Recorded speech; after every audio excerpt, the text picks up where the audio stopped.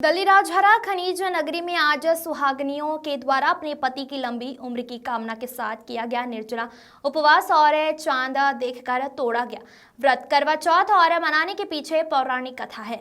इस कथा अनुसार प्राचीन काल में एक साहूकार हुआ करते थे जिसके 7 बेटी और 1 बेटी थी। करवा चौथ का पर्व आया तब साहूकार की 7 बहुओं और बेटी ने ये व्रत रखा। शाम को जब साहूकार और उसके बेटे भोजन के लिए गए तो भाइयों को अपनी बहन की भूख से व्याकुल हाल देखी नहीं गई।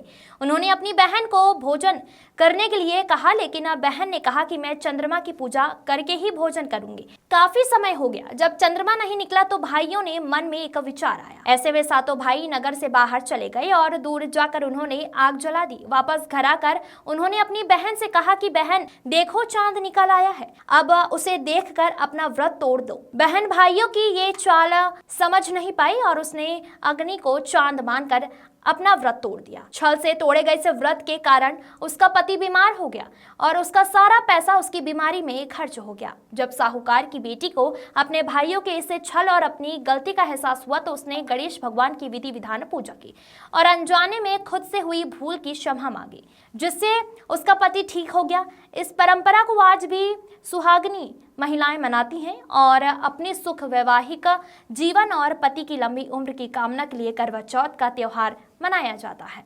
नीलेश श्रीवास्तव की रिपोर्ट।